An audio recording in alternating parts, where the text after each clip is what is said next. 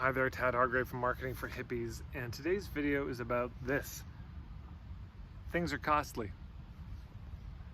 I learned an approach to grassroots fundraising from some folks at a website, benavon.com. Some of you may know that place or those folks. And one of the things that really struck me about their approach was they said when you're doing a fundraiser, it's very important to be honest with people about how much it will cost for you to really fulfill on your mission. So, and most nonprofits and projects have never actually sat down and really thought this through. Like, what would it actually cost? How much money do you need to raise to really achieve the mission that you want to achieve? Now, part of the challenge with this is a lot of nonprofits have no niche. Just like in business, they're trying to be everything to everybody. They just want to save the world. And what's it going to cost to save the world? More money than exists, you know? But if you have a niche, you understand, okay, I'm here to do a very limited, specific thing in this community. We have a certain function we want to fill. There actually is an amount of money you can figure out that it's going to cost. And then the important thing is that you tell people what that is when you're doing the fundraiser. Because what often happens is, oh, we're doing a fundraiser, so we're gonna have a party, we're getting a bunch of bands, they're all donating their time, or we're paying them a little bit. There's food, and well, okay, so we're getting a caterer, and okay, well, the room was mostly donated, we have to pay a little bit. So the party cost $3,000 for us to put on. And how much did you raise in this fundraiser? $3,000, right? So it's not just a break even, because if you factor in all the time, often these fundraisers lose money or just make such a pittance because people pay $25 at the door and they think that's all you need as a nonprofit. And that's not true, of course. So if you were to say instead, look, we've got a vision and it's going to cost us $2 million annually to get there. So we're starting small and humble, but we would love your support. You do that.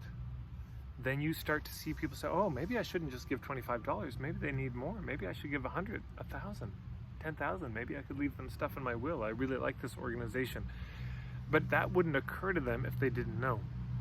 So let's translate this to marketing. The best definition I ever heard of marketing is that marketing is about establishing the value beyond the immediately apparent.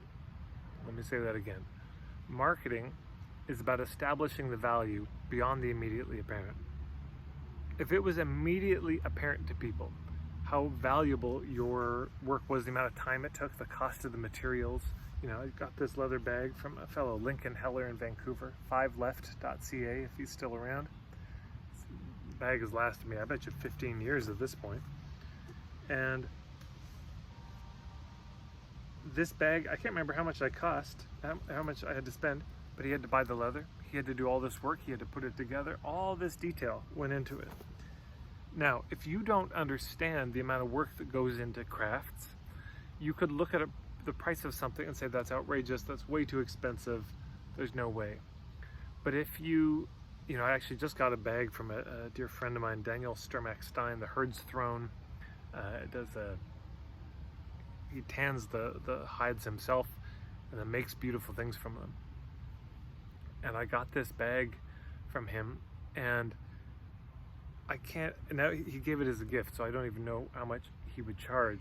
But having tanned a few sheep hides myself, I know a bit about what that kind of work is. It's hours of work, hours and hours of work, very hard physical work, and that's just to tan it. And that's not to then make something out of it. So then you add all the hours of that. Then you add all the materials for the rivets. You add all the, this time sewing together, this bag he made. So you see what I'm saying? Establishing the value beyond the immediately apparent, that is marketing. So marketing has to be the educational process of helping them see what's gone into this. Particularly true of products, but also true of services. It's important that they see, if you're a life coach or a healer, what you had to go through to have the chops that you have, so they can understand that you have something to say in this regard. If you make a product, what about all the years of training?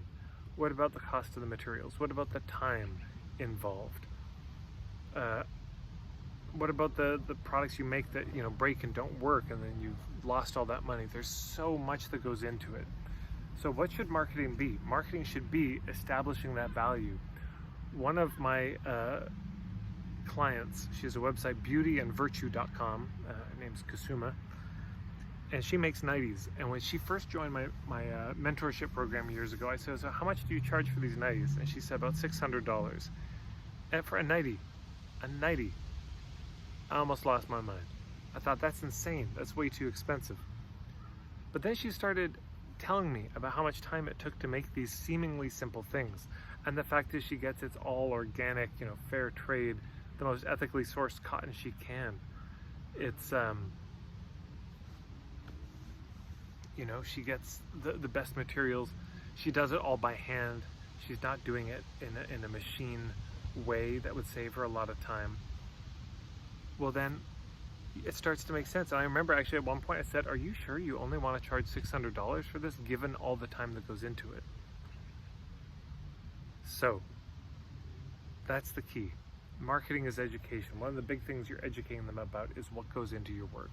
Hopefully this is helpful for you. Thanks so much for stopping by, for subscribing to my channel if you do, for sharing these if you do. Marketingforhippies.com is my website. I'll see you around.